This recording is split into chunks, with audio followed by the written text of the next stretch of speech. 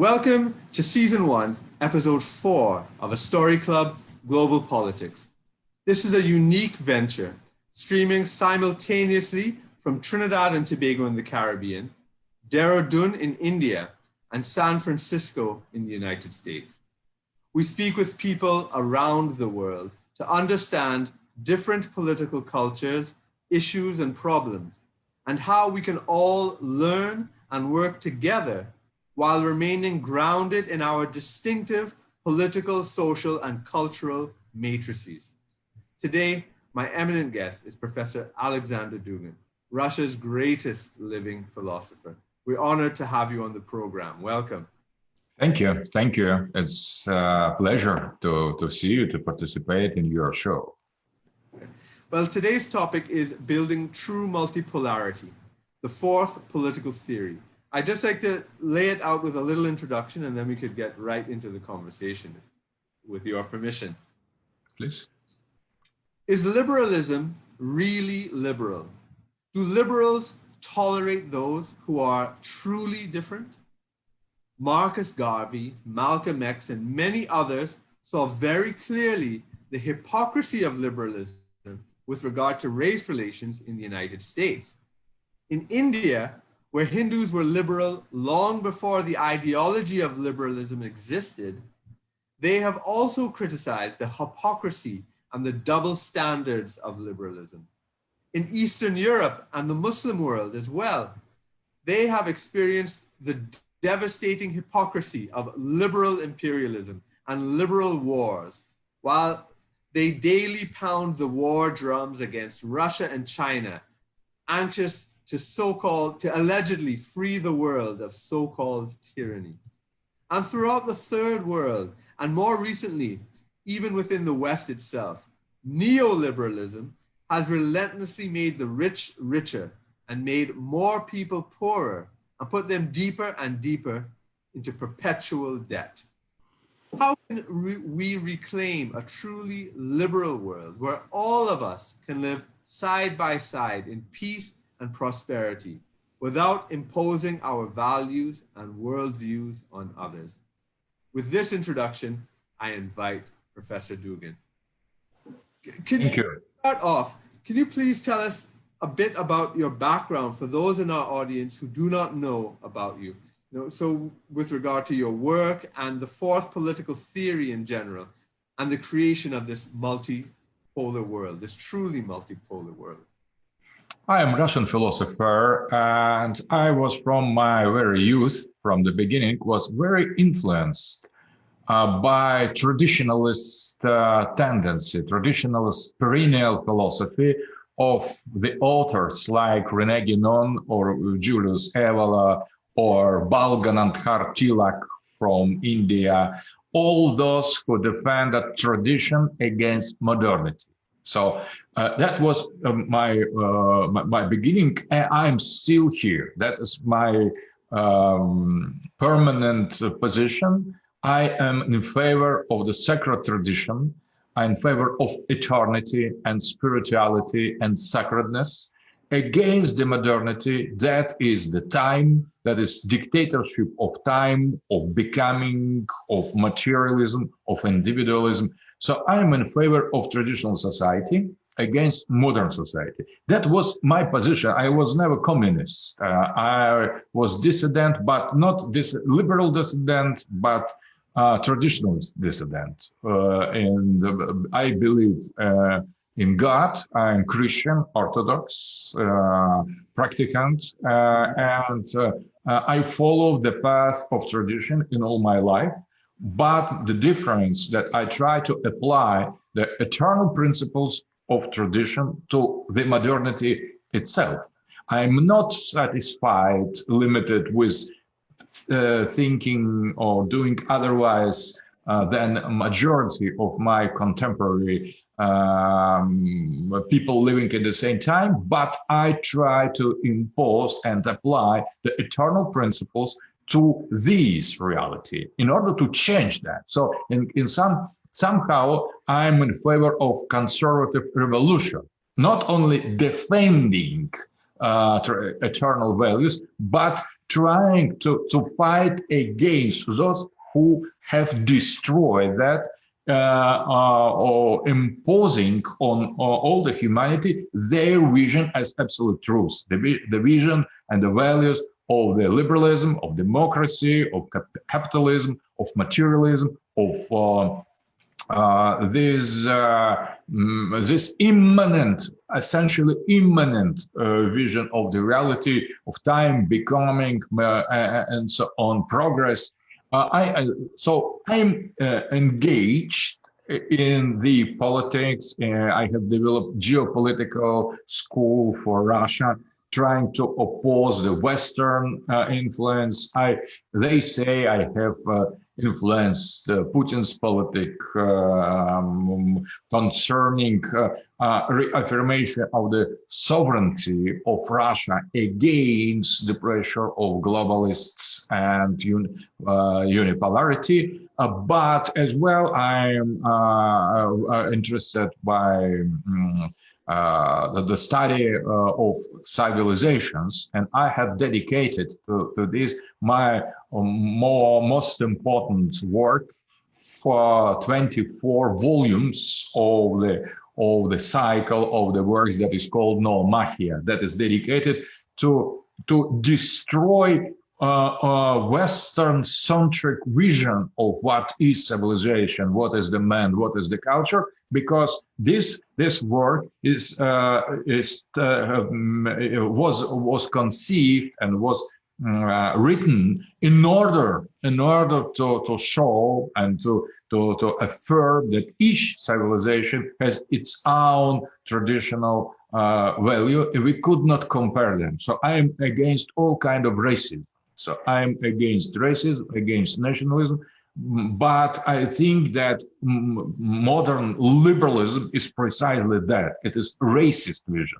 It tries to impose liberal Western values as something universal without asking the other. So the problem precisely with modern liberalism and with liberalism, that there is no other, because the other in ideological sense would be illiberal, but it is precisely that is qualified as enemy of open society, that should be cancelled, that should be deplatformed, that should be killed finally, that should be denunciated. So everybody who is not liberal is considered to be the victim. The other, it should be annihilated in that optic. That is third form of totalitarianism. We had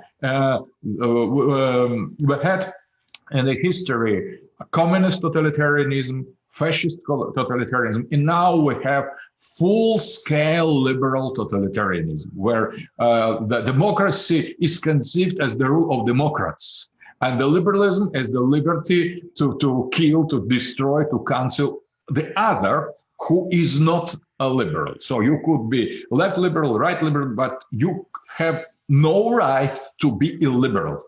Elsewhere you are done. So that is the new form of totalitarianism. And my opinion, I agree with Hannah Arendt in that all forms of political modernity are essentially totalitarian, not only communism and fascism, but liberalism as well. Everything in political Western modernity is radically racist and totalitarian. And I have dedicated many of my works. I have written more than 60 books to the critics of this totalitarian modernity, calling for return not to the past but to eternal values of tradition and sacredness. That is more or less my introduction. Right.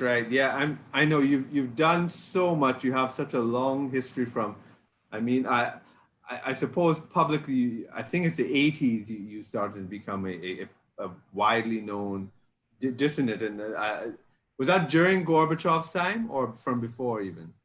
No, that's before Gorbachev. I was unknown, but I was already almost completely ideologically prepared person. So I started to write from the beginning of the 80s. But Right. I've made my first translation from works of René Guénon and Julius Evola precisely in 82, it seems to me, when I was 20. But that circulated in the secret way, because that was communist totalitarianism. That's right. Now, let me see. When Gorbachev instituted, was it Glasnost or Glasnost, yes, it was 85. He came to the Right. power at 85. So, but I was a kind of conversed in the traditionalism by my friends from 18, from Right. 80, when I'm born in 72. So when I was 18, I already started my personal development and intellectual formation inside of traditionalism. So that was before of Gorbachev. But my first texts were published during Perestroika and Glasnost, after Gorbachev, when he came to the power. But mostly, I started to publish already after the Soviet time, because I was very, very critical in front of the communism, atheism, materialism. But communism doesn't exist anymore, and liberalism. That's right. And that is why I'm not so much against communists now, because just because it doesn't exist anymore, seriously. That's right. But liberalism is very serious. It is omnipresent, is everywhere, and it attacks us day and night, not only by ideological brainwashing, but already by the services, by the material things. Where materialism now, it is not so much about idea, but about the things. Yes. So social services, networks, there comes the day when you discover by yourself that Amazon is not post-service, it censors some, right. For example, mine book, that YouTube is not open platform for video stock, because if YouTube doesn't agree with your position, your account will be canceled. Right. Account is, and Google Gmail is not the mail. It is not the mail at all, because if you don't fit to their understanding what idea you should in your letters to That's right. To exchange, your account will be canceled, as my account on Google is canceled with no reason at all. So, yeah, that's right. My YouTube channel is also shadow banned. It was banned at one point. Then I argued, and then it got shadow banned now. But yeah, I mean, this must be very, very similar. I mean, eerily similar to you growing up under communism. That this is almost exactly the same thing. Absolutely. So it is Orwell's 84.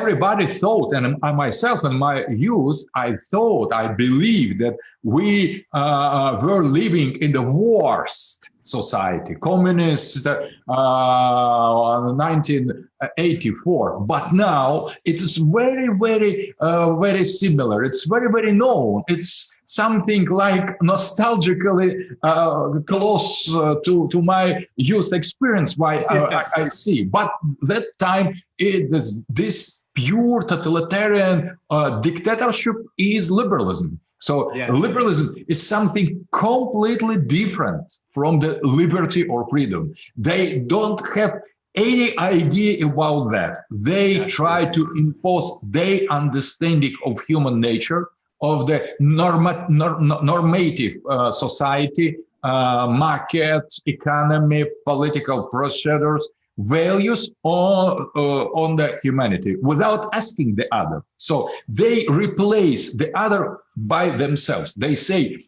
you will be recognized. The other, if you will be exactly as we liberals are. So that is That's right. very And particular. exactly. And unlike 1984, you have all these. Absolutely. The hypocrisy. Google doesn't present information; it hides information. YouTube doesn't, give you the full gamut of views. It hides views from you. That's what these search engines and social media is now designed to do. It's designed to hide views from you when you search. It's exactly like what. Absolutely. And if we add humanitarian bombardment to that, humanitarian intervention, that causes to the people hundreds, thousands of killed, injured, and destroyed, and for example, in Arab world, that we will have the picture of pure totalitarian concentration camp. So I think that we are inside of it in most sophisticated technologically way. So it is most dangerous. Liberal totalitarianism is more dangerous. It is less open. It is more hidden, but it reaches to to profound levels of human reality. It is the mind control. It is programming of our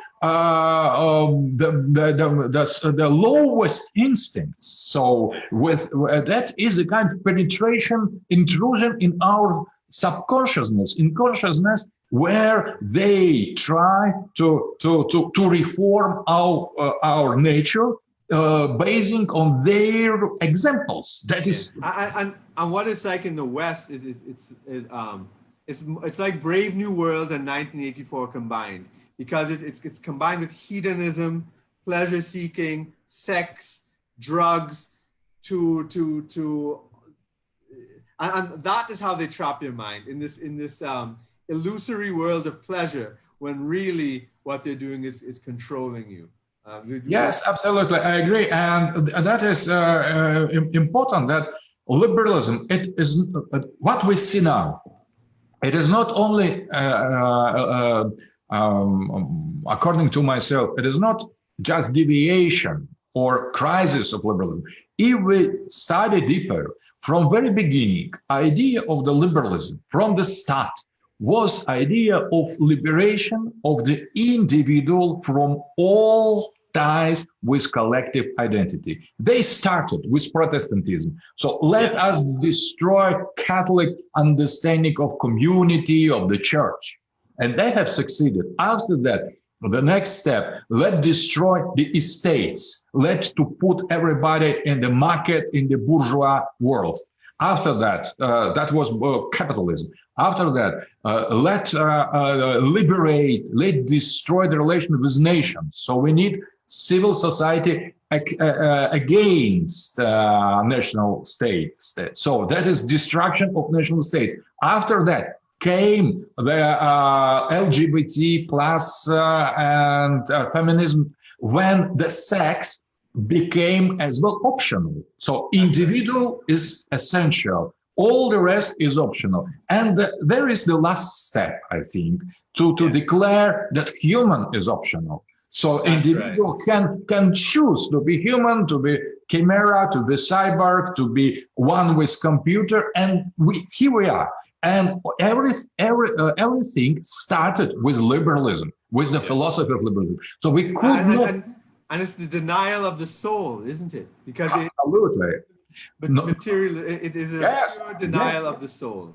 All modernity is based on denial of the soul, of denial of the transcendence. But liberalism tried to destroy as well some links that still existed in communism, in a class version, perverted, but class identity was collective, or nationalist version. So liberalism is worse. I am absolutely convinced that liberalism is the worst form of political modernity, much worse than communism and fascism. But I've discovered my guest last week, Rajiv Malhotra, who works a lot on the way the West distorts Indian culture and so forth. We've been talking. He's done a lot of research. I was talking about John Stuart Mill and liberalism and the East Indian. He's done a lot of research on John Stuart Mill, how his whole life and even his father, they were employees of the East India Company. And liberalism, which he is considered the father of 19th century Anglo-Saxon liberalism. Right? I mean, you're talking about other things from before as well, but that 19th century version of it, he is the father of it. And it is absolutely tied to the machinations of this global corporation that was destroying destroying India and actually subverting royalty and monarchy and government throughout Europe as well, because so it's very interesting, these ties to the colonial project and to the East India Company is not just it's important that it's a private company. It wasn't Britain trying to rule the world. It was this company. And I think that destroying of the nation state, destroying of any individual ties to collectivity, making money the most important thing, and material goods, I think it's all very much tied into the very things you're saying. Have you ever come across this in your work as yet? Yeah, yes. But about speaking about Mill, father and son, both of them, I totally agree, were the founding father of modern liberalism. And Mill, the son, has explained that liberty, we need to understand liberty in negative way. It is not the freedom. Freedom is something for, and liberty is the something from. So that was essential aspect. And at the same time, both of them were hardly radically racists. Both. They hated Indian culture. They regarded that all the tradition of the Vedas is lower than knowledge of the modern scholar of the first class, just a child. So they had so high, they despised Indian culture. So that was incredible example how liberalism from the beginning was married with racism. The same with Spencer, Herbert Spencer. Yeah, he was advocate. And Darwin, yes. But Spencer has applied Darwinism to the society, and that was Anglo-Saxon capitalist liberal idea that was taken by German Nazis from Britain, British people. Eugenesis, Darwinism, Yes, absolutely. And Chamberlain was English. So that was in the beginning. Liberalism was radically racist in its roots, much more radical racist than German tradition. Exactly.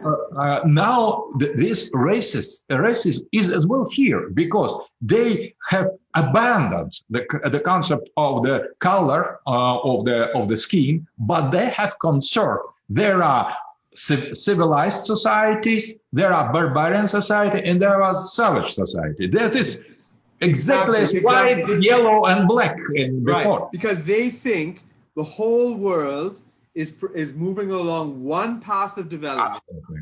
The epitome is modern European liberal civilization, and that everything else is just a lower version of their final society. So it is far more pernicious, as you rightly say. Yes, that is absolutely correct. Interesting that in that vision were those who were conceived to be black. Now they are underdeveloped savages. When those who were considered yellow, something like that, now are considered barbarian. For example, China, Putin. That is the same racist story of with the same liberals. So liberalism was criminal and hegemonic and colonial and racist from the beginning to the present state. It's not just creation. We need to understand. Even in World War II, George Orwell has an essay titled, and I'm going to have to use a word that, he used ironically, but it's an offensive word. It says, not counting niggers, not counting, and by that he meant all colonial people, because he was saying the hypocrisy of Britain and France saying they're fighting in World War II for democracy, while they have colonial empires in Africa, in Asia, where these people have no right to vote. They have no self-determination. And yet somehow Britain and France were beacons of freedom. Churchill, who caused the Bengal famine in 1943, demonstrably of at least 3 million deaths. He's a hero. He's seen as a hero who fought for people's freedom. This is, you can never extricate liberalism from its hegemonic vision and its racist vision and its constant destruction of those who it sees as lower than itself, because they are the most enlightened. And I think, yes, absolutely. Yes. That is a kind of today it is technological racism, but it is still the same old racism. And when they pretend to be anti-racist, they try to kill everybody who don't agree with them in the racist way. That is precisely we have come to the fourth political theory. My vision of fourth political theory, that is the radical critics of liberalism, but without advocating communism and National Socialism or fascism, because communism and nationalism, both of them, as liberalism, are all three of them are the products of Western political modernity. And a main idea in the fourth political theory is to go beyond all forms of political modernity, not to oppose to liberalism something that is already discredited and historically lost and won. So communism and nationalism are not alternatives, in my opinion. So fourth political theory is honestly and openly anti-liberal, anti-communist, and anti-fascist. All three forms are based on Western centrism, on racism, on technological progressism, and on materialism, on atheism, and on the time. So we need to rehabilitate the eternity against the becoming. So being against the becoming, eternity against historical time. And we need to reconsider historical time as reflection of the eternity, as a kind of manifestation of eternal logos, of eternal meaning, of eternal archetypes. And that is not anti-historical. No, more than that, it is real history. Consists in the bringing what is purely becoming to the being that is hidden inside of the becoming. So that is very positive political and ideological and cultural project. Yeah, because I mean, what you're doing is by looking at trying to reframe the world order, you're looking at its very deep philosophical roots, and maybe some of the listeners might not know the Heideggerian terms that you're using, but the reason why it's so necessary what you're doing is because a lot of people, when they're trying to oppose the current injustice of the modern world, they might be holding some of the same assumptions and therefore falling into the same traps and never really escaping it. And so what you're doing is engaging in a huge transformative project. And I want to explore a little bit of your personal story in this as well. And especially for people here in the Caribbean and in the Western part of the world that has so much misconceptions about Russia and Russian history and recent Russian history as well. For instance, I mean, I will just outline it briefly for the audience, and then I'd like you to fill in or agree or disagree as maybe. But for those of you who are not old enough to remember, Mikhail Gorbachev was the last, I can't remember what they call him, Secretary General of the Communist Party in the Soviet Union. So the last person. And he was trying to open up Russia with glasnost, perestroika, and eventually in 1991 it fell, and Ronald Reagan and Margaret Thatcher in the West said, well, you see, communism failed, liberal capitalism is the best thing. Later on, people like Francis Fukuyama said it's the end of history, there's no other option except liberal capitalism. Russia during this time was under Boris Yeltsin.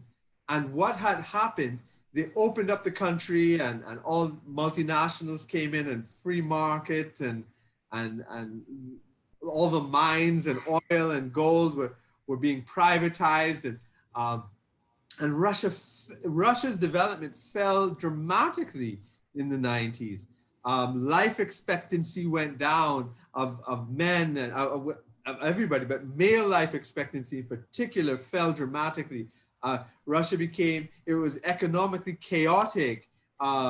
They lost their place in the world. There were civil wars and wars of all types, NATO interventions, and Russia was becoming a mess.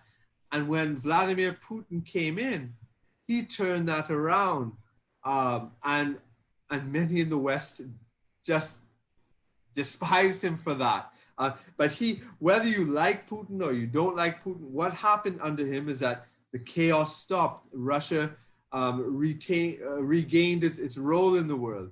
And during this whole process, my understanding, my interpretation of your work, Professor Dugin, is that you had been tracking this both politically but also philosophically, and providing a philosophical grounding on this.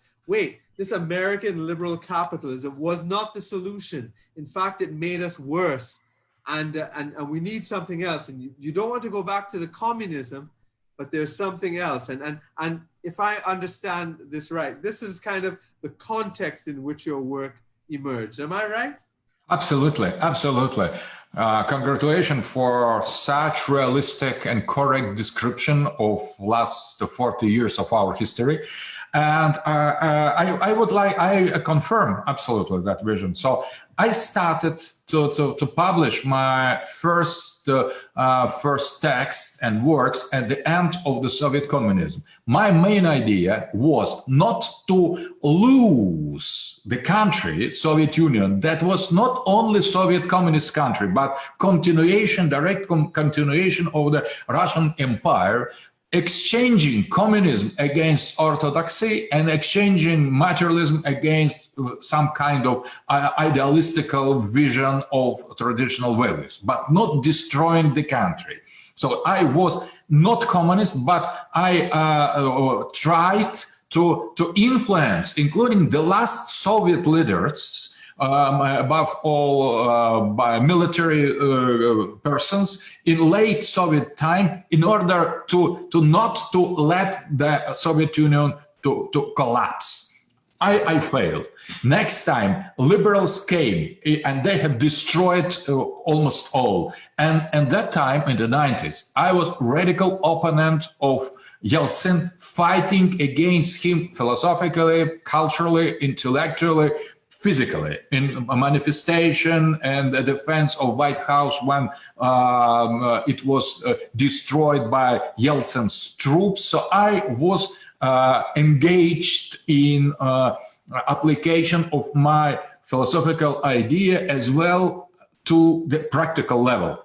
We have found that with Mr. Limonov, my old friend of mine, the National Bolshevist Party, the party to unite left and right anti-liberals in Russia, that has created a kind of huge phenomenon among youth. So that was very important. It's still culturally, maybe not so much politically.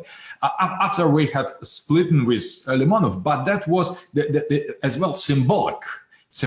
It was a philosophical gesture. It was not so much political project, but a kind of symbolic action in order to awake the people, to make them awake from these communist, anti-communist, rightist, leftist, irrelevant inner struggle. But when and from the beginning of the 90s, I've tried to fill the gap after disappearance of the ideological analysis of the capitalism, socialism in the Soviet military highest circle in Academy of General Staff. So I have introduced their geopolitical vision that have replaced ideological. So I have given to our generals the vision that could explain why NATO attacked us when we have abandoned our ideological communist values. For them, that was the mental salvation, because they were totally embarrassed. Yeltsin and liberals, they pushed them to abandon our, to destroy our nuclear weapon and everything. But they, in their realistic vision, they understood very well that the enemy is still here, but they had no map to understand that. And that in precisely in that moment, at the beginning of the 90s, I have introduced on the highest level in the military academy of general staff, geopolitics, Eurasianism against Atlanticism, sea power against land power, that have explained to them, that helped a lot to re-establish strategical consciousness of our military circle. And after that, Putin was a kind of logical continuation. When he came from this very moment, I started to support him, precisely because I have seen in him the person who would save the Russian from the chaos, from the final collapse. And I wasn't wrong. So I have predicted many things about Putin from the very beginning. Everybody said, oh no, it's crazy, it cannot be about Eurasianism and everything else. And I was right in many things. Americans and liberals understand how right I was from the first analysis published in the end of the 80s. They followed me much more than everybody else, starting from the end of 80s. I mean, liberals, globalists, they have taken me seriously in consideration just from my first step, and they were more and more convinced in correctness of my appreciations and my visions and my analyses, but on the opposite side. And with Putin, the last 20 years, I would prefer Putin to be much more consequent, more active, more orientated into the future, more ideological, more spiritual in some way. But I have some disappointment in him, in his rule, because he is too slow. I think he is pragmatic. He still supports. He keep around him very negative groups. He didn't fight as he should against corruption and many other things. But generally speaking, I was right. So that was the kind of transforming the decay, Russia as a country in decay, in the new pole of the multipolarity. So I think that you have described in the short words very correct vision of Russian modern history, and my personal experience and my personal participation, empirical participation on all these stages, it is confirmation of correctness of that. And we are still in the same situation, multipolarity against unipolarity, not multipolarity, not unipolarity against bipolarity. We could not afford to be only second pole. Russia from now on could not afford that. So we badly need the other poles in order to save and reaffirm ourselves. So that is multipolarity, not unipolarity, and Absolutely. Not bipolarity. And I'll tell you the way. I mean, that it really personally, there's resonated with me, and I think perhaps maybe with other listeners who might not be familiar with Russian history or that type of political philosophy or whatnot. But for example, it's so parallel to so many other experiences in different contexts, because in some ways it's about reclaiming the dignity of the Russian people in the face of the chaos that liberalism imposed. And let's say people like Malcolm X and Marcus Garvey that I mentioned, they would be fighting for Black rights in the United States, and a lot of liberals would support them, perhaps a lot of communists and so forth supported them. But now let's say Garvey or Malcolm X or even Louis Farrakhan today might call out certain, well, they call out Farrakhan for, for talking about, the Jewish community that might be exploiting them economically in their ghettos or through the music industry, for example. Or maybe it's their position on, they believe in God or certain forms of spirituality that liberals look down on. Or perhaps they don't approve of homosexuality in the same way. So liberals will attack Garvey, will attack Malcolm X, saying, no, we will allow you to do this, but you can't do this. So they start to boss you around and say, well, what you can do for your liberation here, but you can't do this for your own self-expression, your own sense of what is good, what is right, what is godly, what is yourself. The same thing with Hindus in India as well. Okay, so liberals might support Gandhi in his fight for the liberation of India and whatnot. But then if there are certain things about, I don't know, about temples that don't allow women, oh, well, liberals will be against that. Or if it's about, territorial integrity and, with Kashmir issue and so forth, well, liberals will be against that. And so again, they tell you, all right, you are allowed to do this, but you're not allowed to do that. So they are dictating, and instead of you reclaiming your dignity and personhood and peoplehood, you just become a puppy dog, a lapdog, and you lose your sense of independence.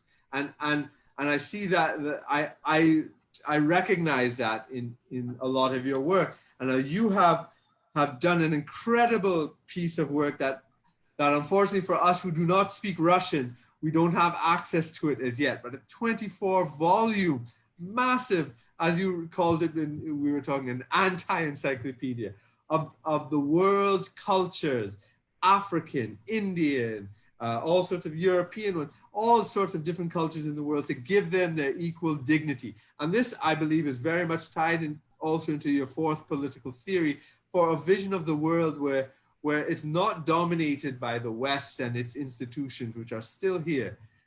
Can you elaborate on this for us and tell me if I'm right in that idea of the dignity of each people's? Absolutely, absolutely.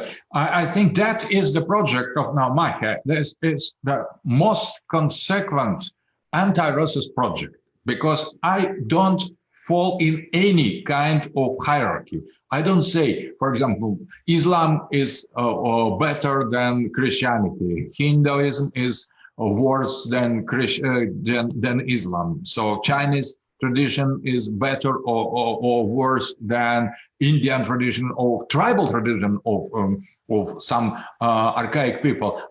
When we deal with the human, we should immediately abandon hierarchy. A hierarchy of the, not only of the color of skin, but hierarchy of the technological development, of the richness, of the poorness, of the of having or not scriptures. So we should abandon all kind of pretension that one are more human than other. So we need to destroy all the pretensions of the West, of modern West, or liberalism, on the monopoly of the truth. So every culture, every society, every civilization has its own truth. It is not relativism. It is not an idea that there is no God, there is not unity. There is the unity, there is the God. But there are the concrete way to get to this unity, to access this God. It comes through the tradition of concrete civilization, not outside.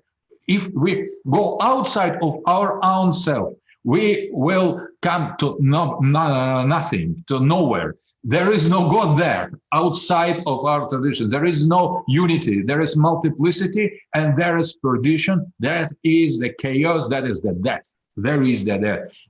The life is inside, deep inside.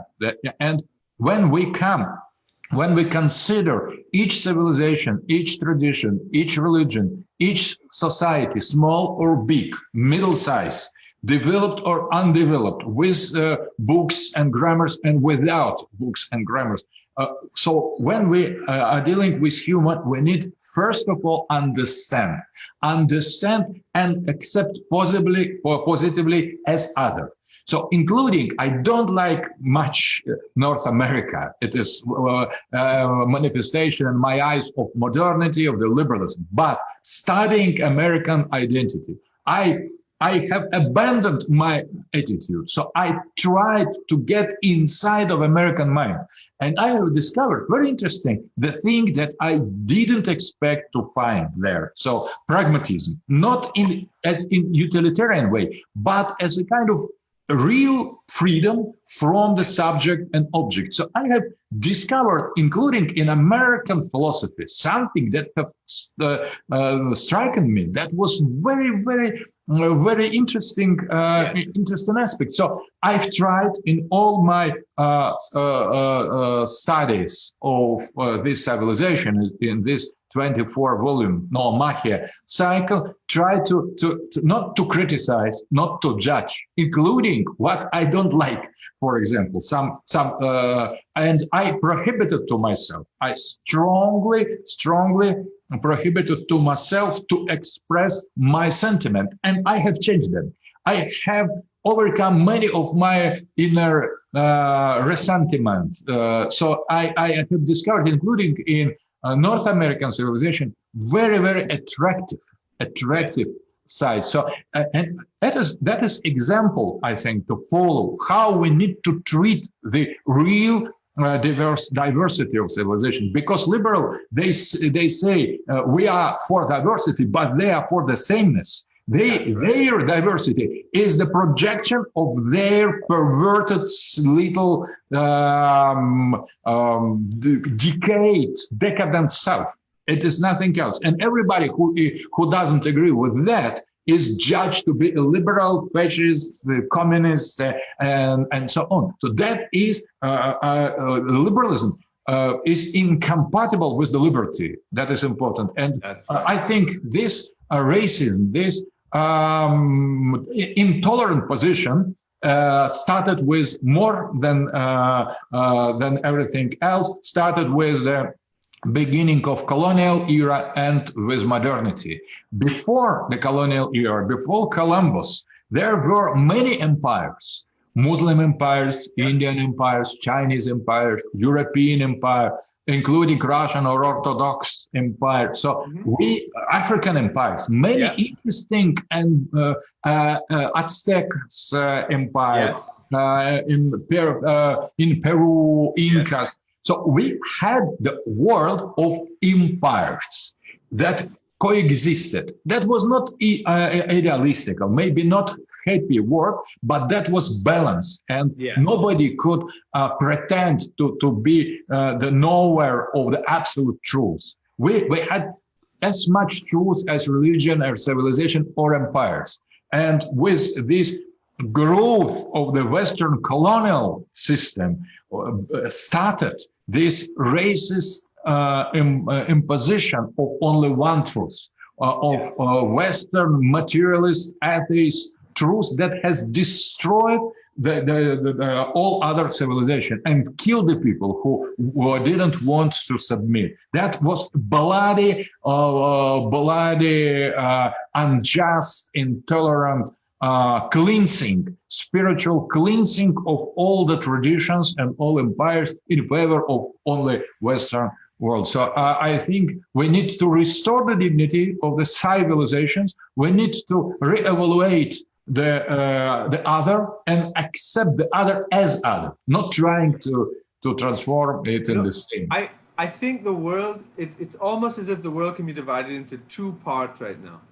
Those who think American society and or European, Western European, but let's say American, is the best thing. They want to migrate to America. They want to leave their countries and live in America. They want their countries to be exactly like America. And for them, it's almost impossible to imagine people who say, you know what, I don't want to go to America. Or, you know what, I don't want my country to look like America. Or I don't want my country to be like America. It's almost impossible for them to imagine someone who would say, thanks, but no thanks to that. And I think that's a huge divide. I mean, I think it's something personally I had to get over in my early years, because I understood too, being educated as a liberal, that this was the epitome of society. This is the best thing ever. No other time in human history have we been more advanced and better off and all these things. And so why would a Native American community in Canada not want to join? I don't understand. Why would certain Black, nationalists like Marcus Garvey, why would they not want to participate in the American dream? Doesn't everybody want to? And I think this kind of deep psychological divide is kind of what we are up against, because I include myself in the same struggle you are involved in. There is another way, and that these other types of life have been demonized. Would you agree with that characterization? Yes, absolutely. But we need to, with one point. If we regard now the civil war going on in the United States, we see not only one America, but two. And the globalists, they hate Trump more than as myself, as Putin. So there is such the image of the globalist, liberal, prosperous America is not a real image. There is completely different America. And I'm in favor of this American America. I don't share with them many of their opinion, but I in favor of their right to establish their identity. And at the same time, there is very interesting among the Black community. I have many followers as well. For Marcus Garvey, Malcolm X, or Farrakhan. I know personally Farrakhan. I have met him in Tehran. We share many things in common because the Black people have the absolute right to re-establish their own identity, not to be integrated in the society or without any identity. Where globalists are pushing them, but they want to, the globalists, the liberals, they want to destroy finally, irreversibly, Black people, because they have already deprived with slavery them of any identity, and now they want to finish that process. So all Black people with real dignity and proud Black people are in favor of this multipolar vision. And I have many supporters, and I have many friends, for example, in Africa, Kenisiba, an active Urgence Africaine, activist fighting against all kind of colonialism.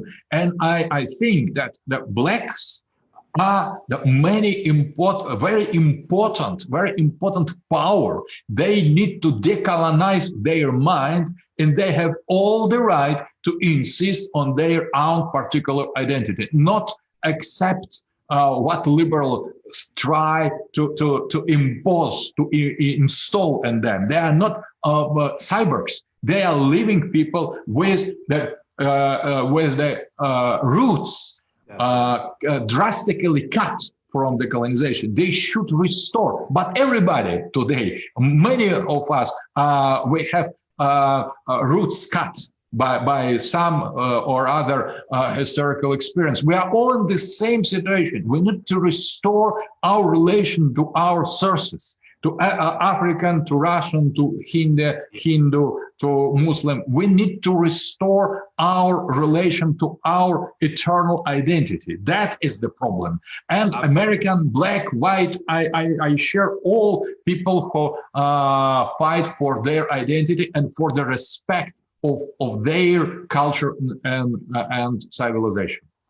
Yeah, and in a place like Trinidad, a small society where we have so many different peoples, Europeans and different types of Europeans, French and Portuguese and English, and then we have Hindus, we have Muslims, we have Africans, and so we have a particular challenge, and we have been doing it pretty well, I think, um, of trying to ground ourselves in our contemporary reality, but while retaining our essences. Of course, there are problems and as well, and I do think this sort of modernist ideology messes up the whole process that we've been doing of trying of making something new and plural here. But this now takes us to the global situation, because the world has to do the same thing we're doing in Trinidad, because the world just seems inexorably, no, they are just pushing, the West in particular, I mean, they're pushing this conflict with China, with Russia. It almost seems inevitable, like they want this to happen, and I don't know where this is going to lead. Do you think that this kind of conflict between the West and China and Russia is inevitable? What can be done to get out of it? What places, do places like maybe India or even the Caribbean in the New World with our multiple heritage, how would we fit into this conflagration that seems to be pushed by the globalists in the West? So first of all, I think that today everybody should choose unipolarity or multipolarity. Russia and China are most achieved, most full version of poles, but not complete, far from that. And we could not be taken as example. We just on the way. China and Russia are on the way. So I think, first of all, India, Islamic world, Europe as well, maybe United States should as well choose. And Trump's choice is much more like ours. So Yes. Let be America, the country, the nation, the state. Maybe we have many geopolitical quarrel with them, and we will have, but in principle, we agree on that. America has all the right to be the great power, but not only one, and letting the other to live. And the higher the wall will be, the more chances to Latin America, to Caribbean society, to restore your own identity. So Trump could be aggressive, but that he trying to stressing American nationalism, he gives us the chance, I think, to all of us. And the problem is when India joins multipolarity, Modi is hesitating. So he, by geopolitical relations to China, by other things, by close ties with Israel and the West, he is hesitating. But he is, I think, soon he or maybe other politician of India will make a decision. Pakistan almost has made decision. Iran has made decision. Turkey is hesitating, but much more on our side, in spite of all the conflicts in Syria and Libya between us. So we could choose the principle and conserve some problematic geopolitical issues. So that is interesting. Relations between Putin and Erdogan, when we have so many historical and actual contradictions, they are rather on the side of Eurasia or multipolarity. And that's what is really important. So I think the same for Latin America. Latin America generally should make a chance or to be in favor of unipolarity or to declare openly its multipolarity. In order to do that, I think that Latin America should be united somehow in some Eurasian way, on some that should be integrational process, and Caribbean region should be the part of it. Logical, Yes. maybe kind of the bridge between these Latin American continents and the West and or the East. So we need, in this multipolar vision, we need everybody, small, middle size, or big. We need everybody, all kind of society, including the smallest tribes. They are human, and we should hear them. Living in Amazon forests, on somewhere in the atolls in the ocean, Pacific Ocean, they are the part of humanity. We could not miss them. We need to speak with them. We need to come to them and explain to them. So human is not quantity, it is quality. So if your country is small, or your people is small, or society is small, that doesn't say nothing of the real value of such small country or small society. In order to create the real multipolarity, we should, inside of our poles, new poles, let the freedom to reorganize this multipolarity inside of that. That maybe this lesson is a little bit hard for the Chinese. Yeah, too much China-centric, but the most intellectual, most brilliant people and thinkers from China agree with this Eurasian.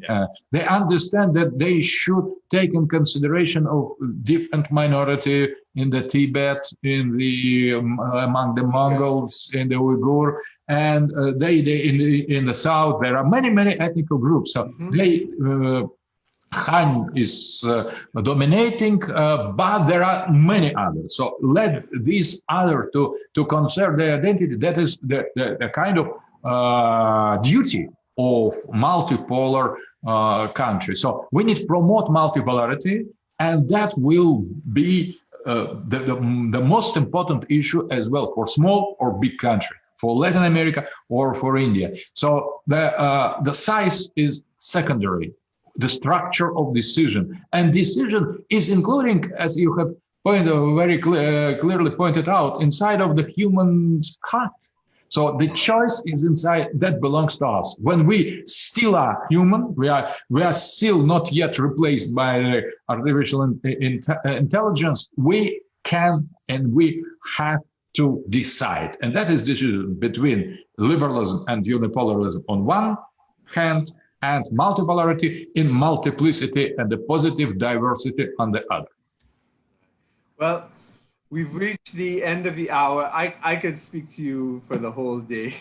And for the audience, this is just really scratching the surface of your decades and decades of work and your millions and millions of words of writing.